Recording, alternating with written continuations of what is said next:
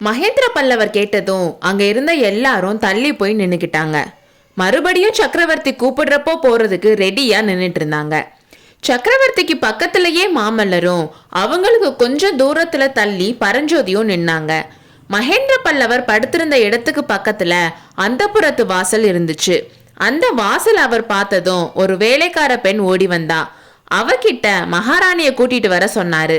அப்புறம் மாமல்லரை பார்த்து, குழந்தாய், நான் கண்ணை மூடுறதுக்குள்ள 2 காரியங்களை நிறைவேற்றணும்னு முடிவு பண்ணியிருந்தேன். அதுல ஒண்ணு நிறைவேறிடுச்சு.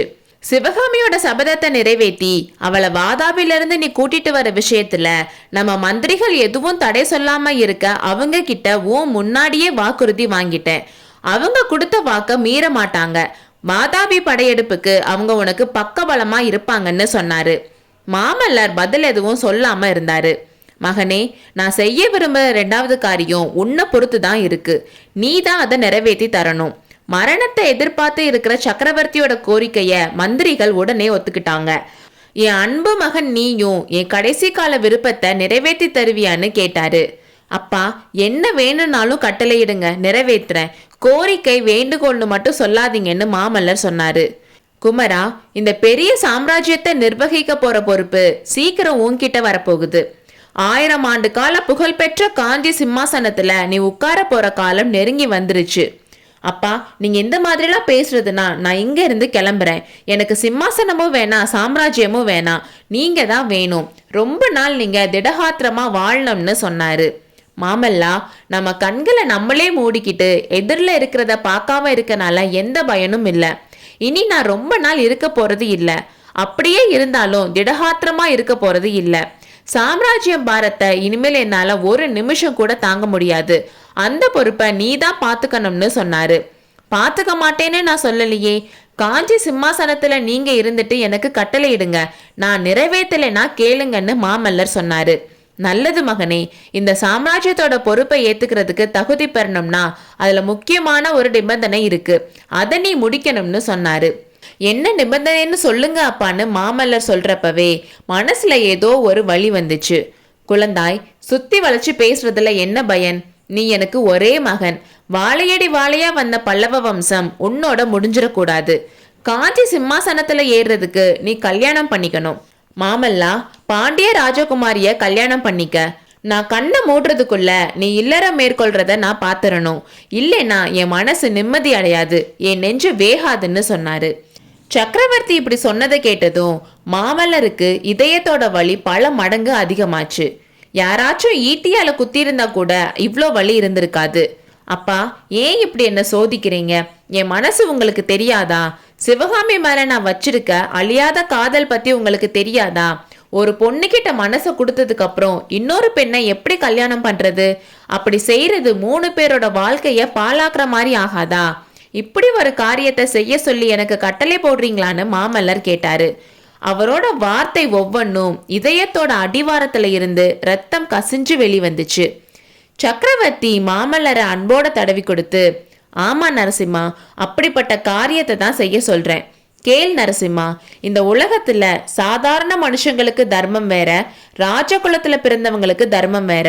சாதாரண மக்கள் அவங்களோட சொந்த சுக துக்கங்களை பார்த்து காரியம் செய்யலாம். ஆனா ராஜகுலத்துல பிறந்தவங்க அவங்களோட சுக துக்கங்களை மறந்து ராஜ்ய நன்மையை மட்டுமே நினைச்சு அவங்களோட சொந்த காரியங்களையும் வச்சுக்கணும். மாமல்லா, யோசிச்சு பாரு, சிவகாமியை நீ கல்யாணம் பண்ணிக்கிறது இனிமே சாத்தியமா?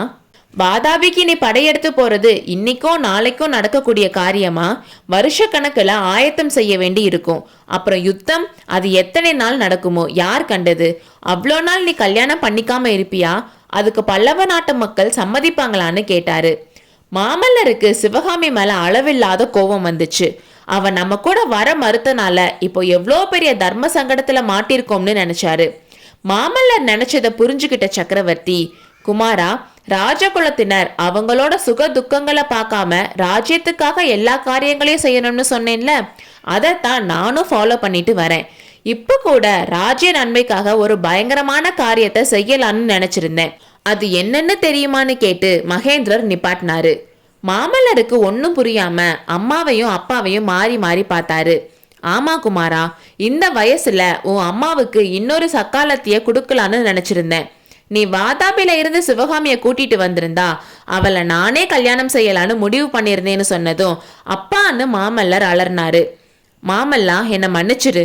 ராஜ்யத்தோட நன்மைக்காக அந்த பயங்கரத்தை பண்ணலான்னு இருந்தேன். நீ சிவகாமிய கல்யாணம் பண்ணிக்காம தடுக்கிறதுக்கு தான் அந்த மாதிரி செய்ய நினைச்சேன். உன் அம்மா கிட்டையும் சொல்லி சம்மதம் வாங்கிட்டேன். ஆனா அந்த புண்ணியவதி வாதாபில இருந்து வரமாட்டேன்னு சொல்லி அந்த பயங்கரத்துல இருந்து என்ன காப்பாத்திட்டான்னு சொன்னாரு. அப்போ சிவகாமி நம்ம கூட வராதது எவ்வளோ நல்லதா போச்சுன்னு மாமல்லர் நினைச்சாரு. குமரா, இப்ப யோசிச்சு பாரு. ராஜ்யத்தோட நன்மைக்காக நான் செய்ய இருந்ததை விடவா உன்னை செய்ய சொல்றேன். பாண்டிய ராஜகுமாரியை நீ கல்யாணம் பண்ணிக்கிறதுனால எவ்வளவு பலம் நமக்கு கூடும்னு யோசி.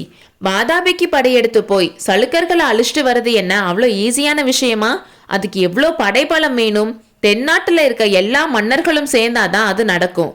தெற்குல ஒரு எதிரியை வச்சுக்கிட்டு வடக்குல படையெடுத்து போக முடியுமா? நரசிம்மா, எந்த வகையில பார்த்தாலும் நீ பாண்டிய ராஜகுமாரிய கல்யாணம் பண்ணிக்கிறது ரொம்ப அவசியம்னு சொன்னாரு. இப்படி நிறுத்தாம பேசினால மகேந்திர பல்லவருக்கு மூச்சு வாங்குச்சு. புவன மகாதேவி, பிரபு இவ்வளோ நேரம் ஏன் பேசுறீங்கன்னு கேட்டுட்டு மாமல்லனை பார்த்து, உன் அப்பான்னு அவங்க சொல்றதுக்குள்ளேயே, அப்பா நீங்க அதிகமா பேச வேண்டாம், நான் பாண்டிய குமாரிய கல்யாணம் பண்ணிக்கிறேன்னு பல்ல கடிச்சுக்கிட்டு சொன்னாரு.